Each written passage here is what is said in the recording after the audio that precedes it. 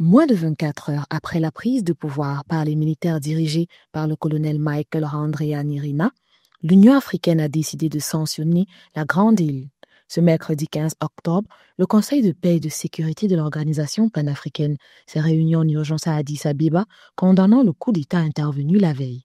L'impact de cette décision, tout d'abord, les sanctions qu'il y a eu à Madagascar et tout ça, c'est-à-dire que de ne pas intégrer, pour le moment, stopper l'intégration de Madagascar sur les deux organisations.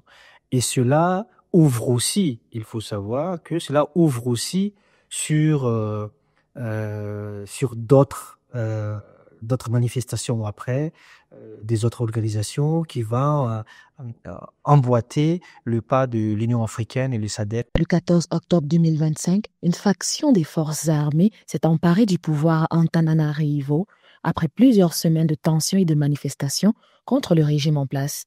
La prise de pouvoir par l'armée est survenue après l'exfiltration du président Andry Rajoelina grâce à l'aide de la France et un vote de destitution par l'Assemblée nationale que le président avait dissoute quelques heures plus tôt.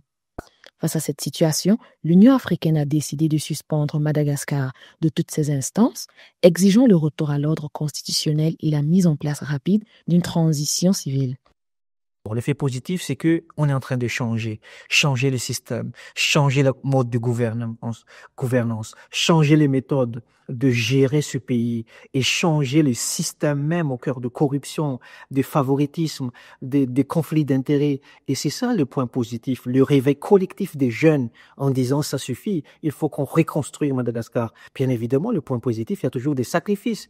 Le point négatif, c'est les sanctions internationales qui tombent. L'Union africaine, on a dit tout à l'heure, SADC a dit tout à l'heure, et j'en suis sûr, d'ici quelques jours, d'ici quelques heures, il y a aussi les sanctions comme l'Union européenne, les États-Unis et tout autre organisme international. Dans la nuit de mercredi à jeudi 16 octobre, le président déchu Andry Rajoelina a confirmé sa fuite à l'étranger. Lancé par le mouvement Gen Z pour protester contre les coupures d'eau et d'électricité, les manifestations qui ont abouti au départ du président Rajoelina se sont transformées en remise en cause des responsables politiques au pouvoir. La répression qui s'en est suivie avant le soutien des militaires aux manifestants a fait au moins 22 morts et plus de 100 blessés.